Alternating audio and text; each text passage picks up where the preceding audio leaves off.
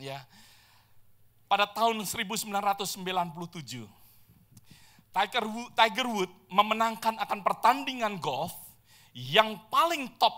Dia katakan berita ini di dalam majalah Times tahun 2000 mengatakan bahwa dia telah memenangkan akan master turnamen.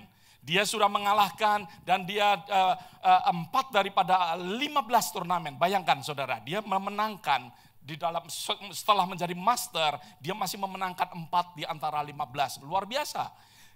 Income dia, ya, kira-kira dia sudah mendapatkan 1 million dan juga 60 million dari Nike. 60 million dari Nike dan dari perusahaan yang lain tentunya. Dia sudah menjadi orang yang top. Tetapi setelah itu Tiger Woods mengatakan bahwa dia mengatakan kepada pelatihnya, dia mengundang pelatihnya untuk datang. Dia mengundang pelatihnya dan dia mengatakan, aku akan merubah swing saya. Mau saya rubah, dia katakan. Dan benar apa yang dia idam-idamkan, meskipun dia sudah menjadi seorang master. Dia sudah memenangkan dan bahkan uangnya sudah begitu banyak hadiah yang dia boleh dapatkan. Dia merubah akan swingnya. Dan saudara, pelatihnya mengatakan, yes, you can do. Dia katakan. Dan benar Tiger Woods dilatih. Melihat video gerakannya dilatih, dilihat secara teliti, saudara, oleh pelatihnya. Dan juga sesuatu berdasarkan waktu, ya kira-kira mengambil waktu di dalam waktu 19 bulan, saudara. Dia memenangkan 1 turnamen. 1 turnamen. Dan terus dia berjalan. Ya, sampai akhirnya kira-kira di dalam 14 turnamen dia memenangkan 10 kali. Dulunya hanya 4 kali di dalam 15 turnamen, meskipun uangnya sudah banyak, tetapi dia merubah akan swingnya, dan dia benar saudara, menghasilkan 14 turnamen, memenangkan 10 kali di dalam turnamen, termasuk 6 kali berturut-turut. Hal ini dituliskan di dalam majalah Time, saudara. Tiger Woods berani untuk merubah akan hidupnya untuk kepada sesuatu yang lebih baik lagi. Biarlah hal ini juga boleh mengingatkan kepada kita. Untuk setiap kita boleh mengalami, mau mengadakan sesuatu perubahan di dalam kehidupan kita, amin. Jangan kita tinggal diam. Jangan kita hanya sekedar menikmati apa yang kita sudah punya. Adakan sesuatu perubahan. Firman Tuhan katakan bahwa kita akan dirubah Tuhan daripada kemuliaan kepada kemuliaannya yang lebih lagi. Ada amin saudara. Tuhan mau membawa kehidupan saudara dan saya kepada kemuliaannya yang lebih lagi. Maka dari itu saudara, doa daripada saya, permohonan daripada saya, biarlah setiap kehidupan kita semua mengalami sesuatu perubahan. Mengalami perubahan di dalam kehidupan kita.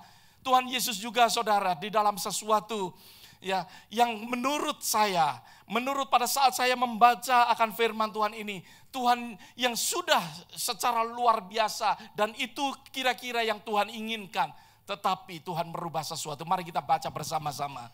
Biarlah setiap daripada kita mau lebih baik daripada sebelumnya. Di dalam ayat kitab Lukas pasal yang kelima, ayat yang 11, 1 sampai ayat yang ke-11.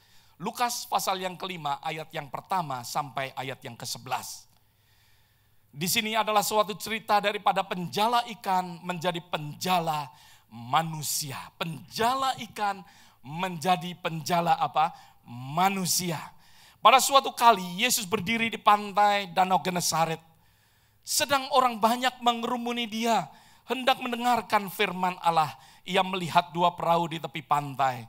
Nelayan-nelayannya telah turun dan sedang membasuh jalannya. Ayat yang ketiga, ia naik ke dalam salah satu perahu itu, yaitu perahu Simon, dan menyuruh dia supaya menolakkan perahunya lebih jauh dari pantai. Lalu ia duduk dan mengajar orang banyak. dari atas perahu. Setelah selesai berbicara, ia berkata kepada Simon, bertolaklah ke tempat yang lebih dalam. Tebarkanlah jalamu untuk menangkap ikan. Simon menjawab, Guru, sepanjang malam kami bekerja keras dan kami tidak menangkap apa-apa. Tetapi karena Engkau menyuruhnya, aku akan menebarkan jala juga. Dan setelah mereka melakukannya, mereka menangkap sejumlah besar ikan. Sehingga jala itu mulai koyak. Lalu mereka memberi suatu isyarat kepada teman-temannya di perahu yang lain supaya mereka datang membantunya. Dan mereka itu datang, lalu mereka bersama-sama mengisi kedua perahu itu dengan ikan hingga hampir tenggelam. Ayat yang ke-8, ketika Simon Petrus melihat hal itu, ia tersungkur dari depan Yesus, berkata, Tuhan, pergilah daripadaku, karena aku ini orang berdosa. Ayat yang ke-9, sebab ia dan semua orang bersama-sama dengan dia takjub oleh karena banyaknya ikan-ikan yang mereka tangkap. Demikian juga Yakobus dan Yohanes anak-anak Zebedeus yang menjadi teman Simon. Kata Yesus kepada Simon, jangan takut.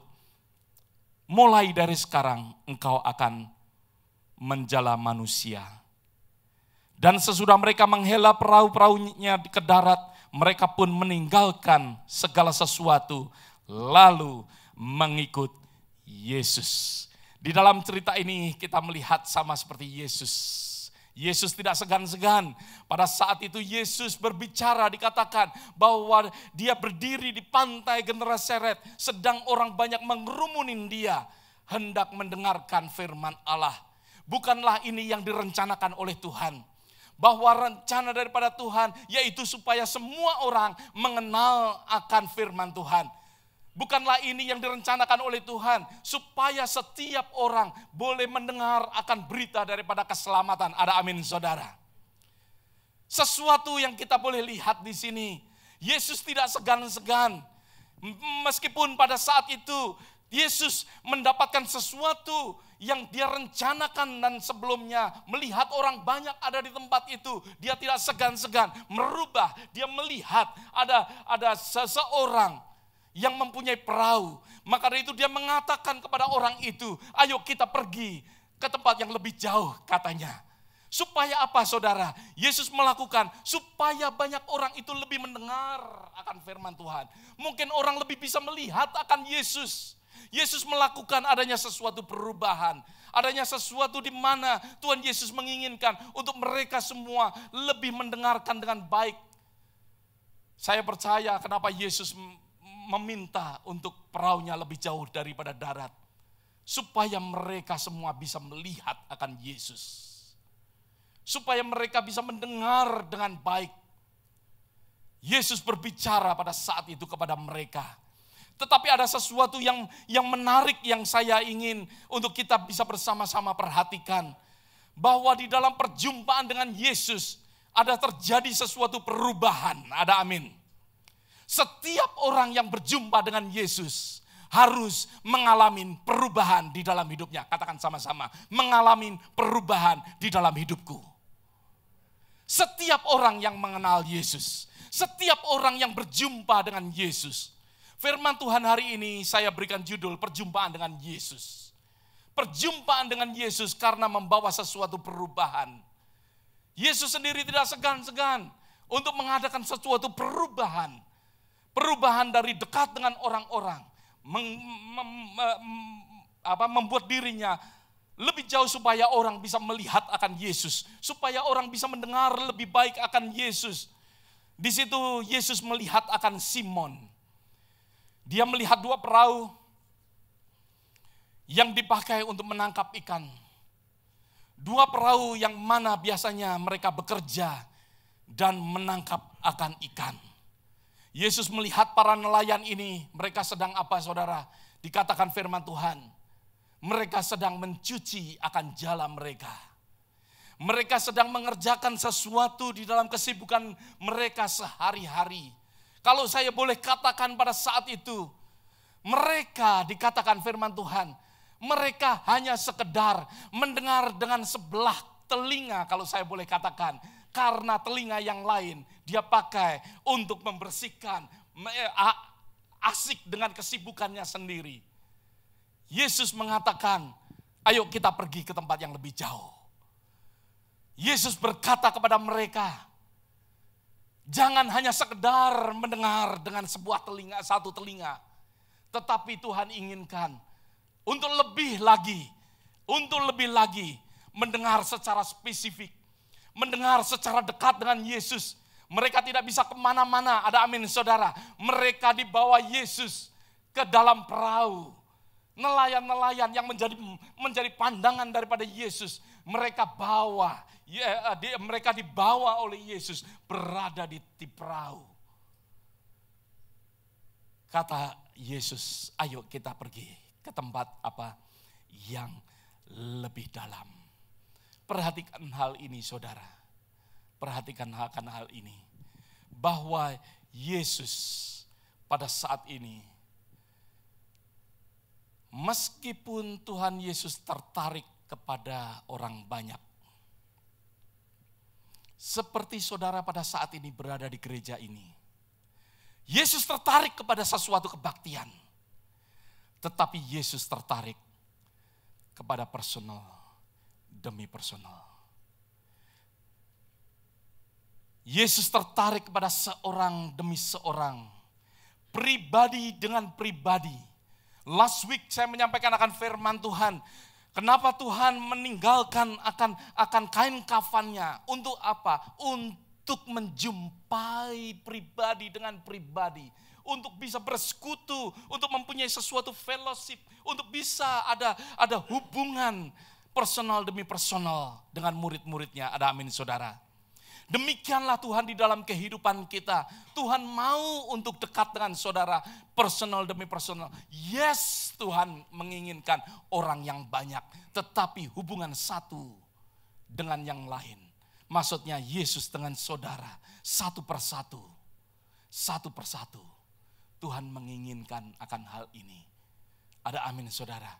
Banyak saudara, saya percaya saudara mau mengalami sesuatu perubahan. Disinilah Tuhan mau untuk setiap daripada kita, personal demi personal, mengalami perubahan. Gak hanya gereja saja yang berubah, tetapi kehidupan kita secara pribadi boleh diubahkan oleh Tuhan. Ada amin saudara. Yesus tidak terlalu sibuk saudara. Yesus tidak terlalu sibuk sehingga tidak bisa ada waktu untuk personal demi personal. Saya bisa melukiskan saudara. Saya senang sekali dengan education di Amerika ini saudara. Selain guru-guru mengajar di kelas secara kelompok yang besar, tetapi seperti anak saya diizinkan untuk datang tutoring personal demi personal setelah sekolah saudara. Setelah sekolah mereka yang mau ingin bertanya kepada gurunya. Gurunya memberikan waktu. Demikianlah sama seperti Tuhan kita. Tuhan gak terlalu sibuk sehingga tidak mau hubungan personal demi personal. Tuhan ingin mengadakan sesuatu hubungan personal demi personal kepada setiap daripada kehidupan kita. Amin saudara. Tuhan mau berhubungan pribadi dengan saudara. Tuhan mau untuk lebih masuk lebih dalam lagi. Sometime di dalam renungan harian saudara, Tuhan mau lebih dalam lagi. Tuhan mau masuk lebih personal di dalam kehidupan saudara. Mungkin melalui firman Tuhan yang disampaikan. Jangan kita menganggap hanya firman Tuhan ini untuk kita secara rame-rame. Tetapi firman Tuhan, setiap kali kita mendengarkan firman itu untuk personal demi personal di dalam kehidupan kita. Ada amin saudara. Tuhan mau masuk lebih lagi di dalam kehidupan setiap daripada saudara. Saudara, yang saya heran, Tuhan meninggalkan orang begitu banyak. Tetapi Tuhan tertarik kepada beberapa orang yang Tuhan mau. Tuhan mempunyai rencana di dalam kehidupan mereka. Fokus kepada satu orang.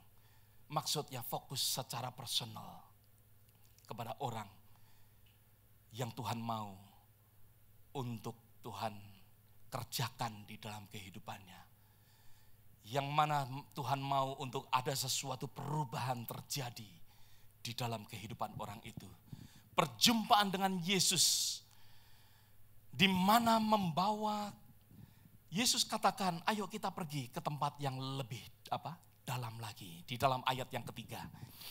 Kalau saudara baca di situ dikatakan, ia naik ke dalam salah satu perahu itu, yaitu perahu Simon. Ia menyuruh dia supaya bertolak perahunya sedikit jauh dari pantai. Lalu ia duduk mengajar. Ya, setelah mengajar di situ ayat yang keempat dikatakan, setelah selesai berbicara, ia berkata kepada Simon, bertolaklah ke tempat yang dalam dan tebarkanlah jalamu untuk menangkap ikan. Yesus berkata, ayo kita pergi ke tempat yang lebih dalam. Pergi ke tempat yang lebih dalam. Tuhan mau membawa akan iman kita dari iman yang dangkal menuju kepada iman yang lebih dalam lagi. Ada amin saudara. Pengetahuan firman Tuhan, pengetahuan akan Yesus. Mungkin kita mengetahui Yesus secara dangkal. Tapi Tuhan mau untuk kita dibawa untuk tempat yang lebih dalam lagi. Untuk pengetahuan yang lebih jelas lagi kepada Yesus. Tuhan mau di dalam setiap kehidupan saudara dan saya. Tuhan mau untuk membawa setiap daripada saudara ke tempat yang lebih dalam. Yesus menanggalkan semuanya. Dia mendengarkan akan Yesus. Maka dari itu Yesus katakan, ayo kita pergi ke tempat lebih dalam lagi. Tidak hanya sekedar mendengar saudara. Tidak hanya bersama dengan Yesus.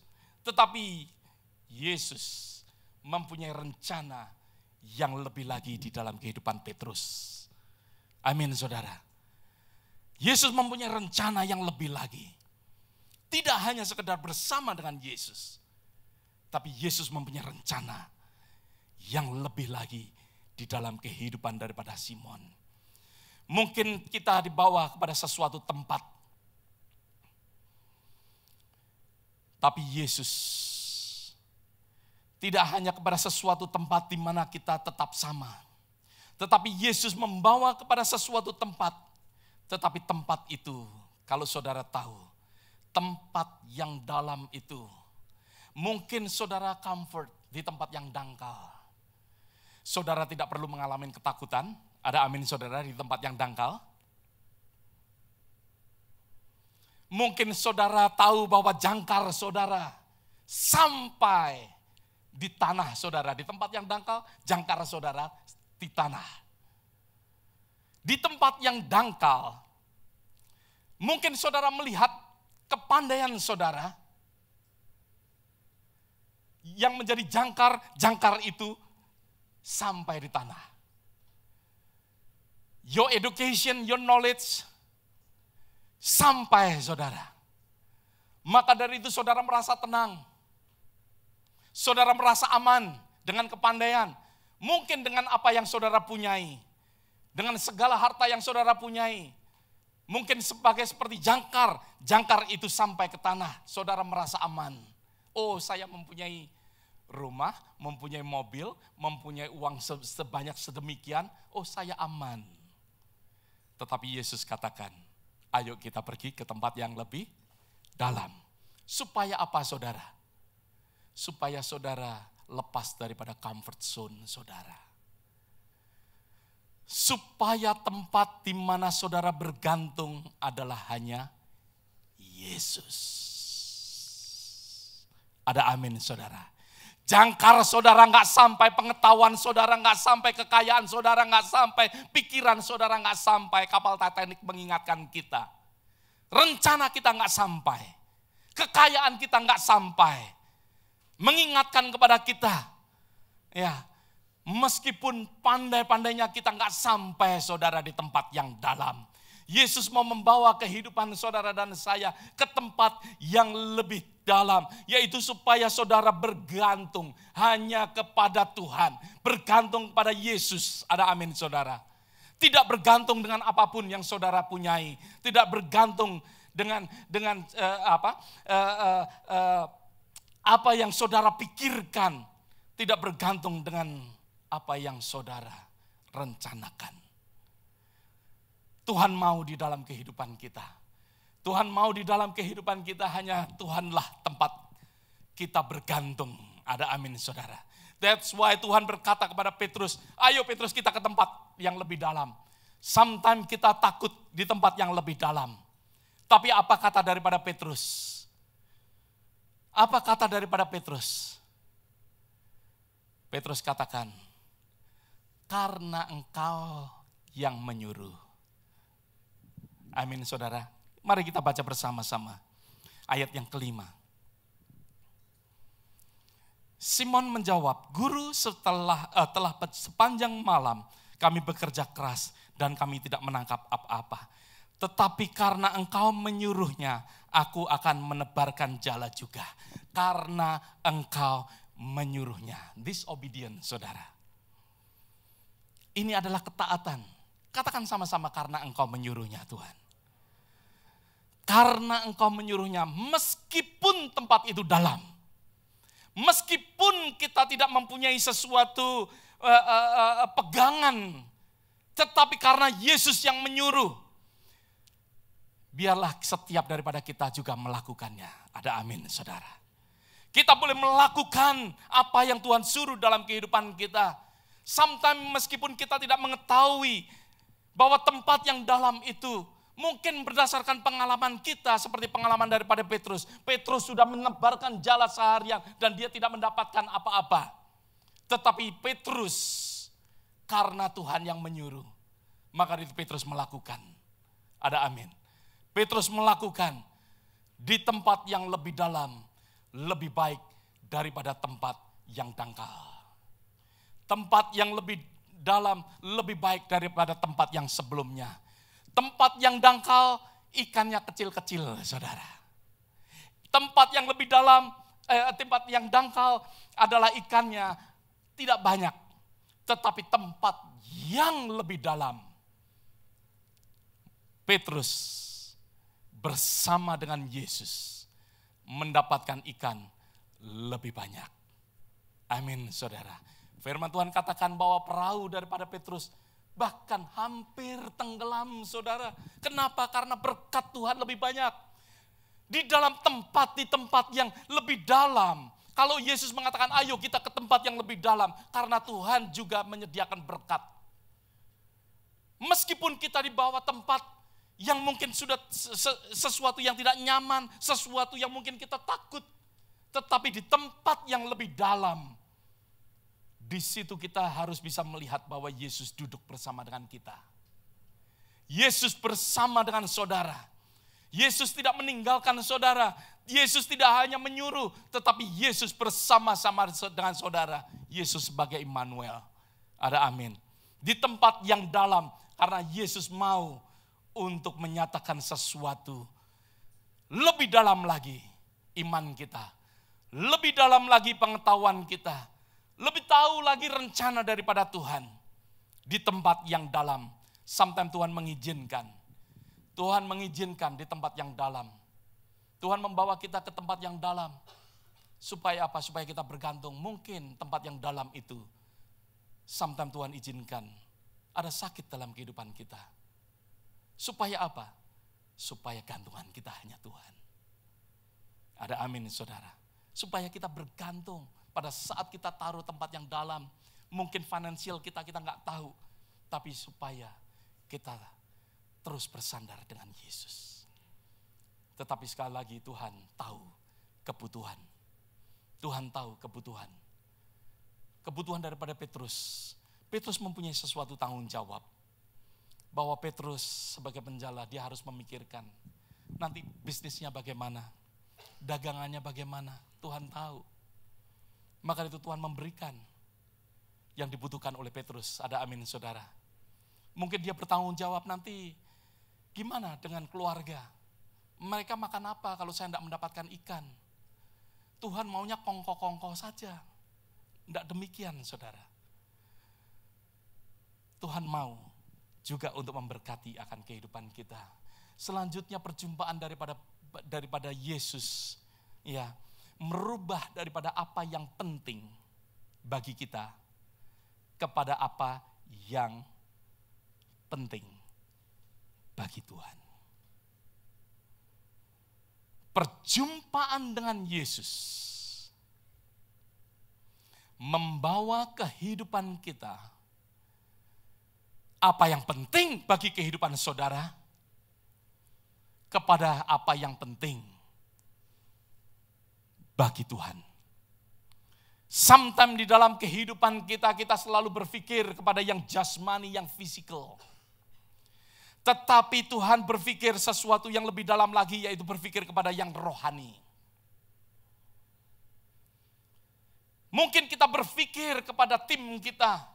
Tim kita yaitu, karena kita di Houston, tim saudara mungkin Rocket, mungkin tim saudara adalah Texan.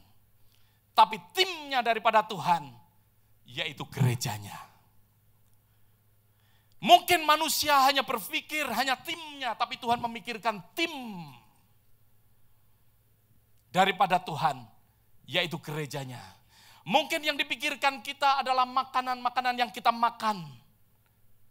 Tetapi Tuhan memikirkan akan makanan bagi jiwa-jiwa yang lapar dan haus akan Dia. Manusia berpikir akan yang jasmani, tetapi Tuhan mau lebih dalam lagi. Membawa kita, yang penting bagi kita dibawa kepada apa yang penting bagi Tuhan. Ada amin. Mungkin bagi saudara, ya para ibu-ibu mungkin yang pegang keuangan di dalam rumah tangga, yang selalu bayar bil. Saudara mungkin memikirkan untuk membayar bil. Konsentrasi saudara, itu yang penting. Setiap bulan bisa bayar bil. Yang dipikirkan Tuhan, yaitu bayar bil hutang-hutang manusia yang akan binasa. Ada amin saudara. Nanti kita akan belajar terus. Tetapi intinya Tuhan mau membawa kita. Tuhan mau membawa kita.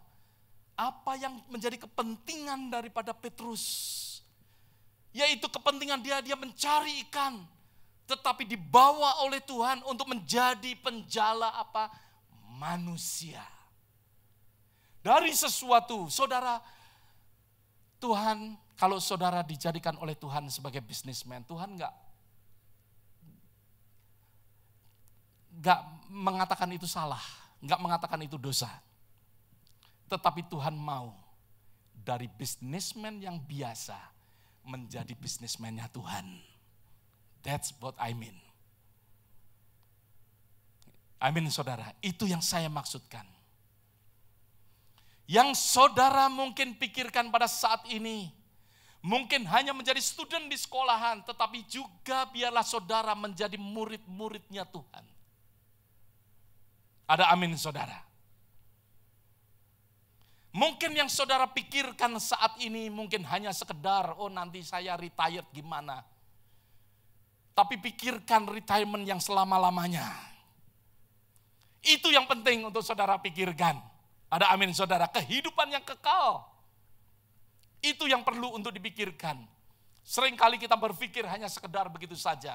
Tetapi biarlah, kalau Tuhan mengatakan ayo kita pergi ke tempat yang dalam.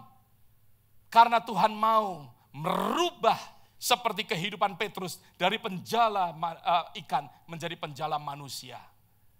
Menjadi sesuatu yang jasmani kepada sesuatu yang rohani. Ada amin saudara. Di dalam kehidupan kita, biarlah kita selalu berpikir yang demikian. Di dalam perjumpaan kita dengan Yesus, kita tidak sama lagi. Tapi ada sesuatu perubahan terjadi di dalam kehidupan kita. Tuhan mau untuk kita mengalami sesuatu perubahan. Yang physical kepada yang spiritual. Tuhan mau membawa ke tempat yang lebih dalam lagi. Lebih dalam lagi. Kadangkala Tuhan mengizinkan ya ke tempat yang lebih dalam supaya saudara lebih sukses. Sukses hidup bukan pada saat saudara mendapatkan segala-segalanya dari dunia ini. No, it's not that. Sukses yaitu pada saat kita melakukan sebagaimana Tuhan desain kehidupan kita. Ada amin saudara. Saudara, percuma didesain oleh Tuhan, ya seperti Mercedes-Benz, tetapi dipakai untuk ngangkut garbage. Saudara, sukses kalau kita ini didesain oleh Tuhan secara luar biasa. Kita gunakan sebagaimana Tuhan mendesain kita. Ada amin saudara. Tuhan mau di dalam kehidupan kita, perjumpaan dengan Yesus ke tempat yang lebih dalam. Tuhan mau untuk kita mengalami sesuatu bigger faith, bigger vision, bigger commitment. Perubahan-perubahan yang demikian harus terjadi. Mungkin saudara lahir di tengah-tengah keluarga Kristen, tapi perjumpaan saudara dengan Tuhan, komitmen saudara harus berubah. Bigger commitment. Mungkin saudara lahir di tengah-tengah keluarga Kristen, pada saat saudara bertemu dengan Tuhan, saudara mempunyai visi yang lebih besar lagi. Bukan kita ya sudah lahir di tengah-tengah orang Kristen, apalagi kalau saudara dulu ikut dunia. Saudara dulu ikut dunia, of course kita harus totally berubah. Tetapi kalau saudara andai kata saudara lahir di tengah-tengah keluarga Kristen, jangan seperti biasa-biasa. Tuhan mau terjadi perubahan pada saat saudara bertemu dengan Yesus. Bigger faith, bigger vision, bigger commitment. Bagaimana komitmen saudara? Apakah kita mempunyai komitmen yang biasa-biasa? Atau kita mau komitmen kita lebih lagi? Tuhan membawa saudara ke sana, ke tempat yang lebih dalam, supaya saudara mengalami akan semuanya ini. Ada amin saudara. Pikirkan saudara. Pikirkan di dalam kehidupan kita. Ya. Kalau saudara membaca kitab Lukas yang tadi kita baca, Lukas dituliskan oleh seorang dokter. Namanya Dokter Lukas, Dokter Theophilus. Ya, dia seorang dokter, physician saudara. Tetapi Tuhan pakai untuk menjadi penyembuh jiwa manusia. Ada amin. Saudara melihat perubahan yang terjadi. Perjumpaan dengan Yesus, perubahan terjadi. Saudara melihat akan Paulus berada di dalam Alkitab. Paulus adalah seorang ahli hukum. Dia belajar sebagai orang yang mengetahui Taurat, mengetahui akan ahli hukum. Tapi Tuhan pakai untuk menjadi pembela akan kebenaran iman. Petrus dipakai untuk menjadi pembela daripada kebenaran, daripada firman Tuhan. Kebenaran daripada Allah, kebenaran daripada Yesus sendiri yang pernah dia jumpai saudara. Pada saat Paulus berjalan di Damaskus, bertemu dengan Yesus, perjumpaan dengan Yesus, dia saksikan kepada banyak orang. Dia membela akan kebenaran daripada Alkitab, membela kebenaran daripada firman Tuhan, membela kebenaran daripada janji daripada Allah. Paulus sebelumnya adalah hanya sekedar seorang akan ahli hukum, tapi dia pakai. Mau berubah, mengalami perubahan yang dipakai oleh Tuhan secara luar biasa, menjadi pembela. Kalau kita melihat akan kisah daripada Daud, kisah daripada Musa, kisah daripada Yusuf, apa yang mereka alami dalam kehidupan mereka, mereka hanya sekedar seorang gembala. Tetapi bagaimana Daud dipakai untuk mengembalakan Israel. Bagaimana Musa dipakai untuk mengembalakan Israel. Bagaimana Yusuf dipakai. Hanya sekedar seorang gembala, tetapi dipakai Tuhan lebih lagi untuk memberkati akan Israel. Di dalam masa yang kekurangan, di dalam masa kekeringan, Yusuf dipakai oleh Tuhan. Ada sesuatu perubahan yang terjadi. Perjumpaan dengan Tuhan, biarlah saudara dan saya mengalami akan perubahan. Ada amin saudara. Kesimpulan firman Tuhan hari ini, yaitu setiap daripada kita harus obey, menurut Karena Engkau berfirman, maka dari itu aku lakukan Tuhan. Karena Engkau yang berfirman, aku akan lakukan Tuhan. Perjumpaan dengan Yesus, biarlah perjumpaan dengan ketaatan kita. Amin. Dan jangan takut pada saat Tuhan membawa kita ke tempat yang lebih dalam. Tuhan mau melakukan sesuatu yang lebih lagi dalam kehidupan kita. Iman kita lebih dalam, bahkan juga yang jasmani kita meningkat kepada yang rohani. Yang rencana kita, yang dulunya rencana daripada kita, tapi biarlah yang kita boleh alami setelah berjumpa dengan Yesus. Rencana Tuhan yang terjadi dalam kehidupan kita. Sesuatu yang lebih besar lagi. Amin saudara, mari kita doa sama-sama. Bapa,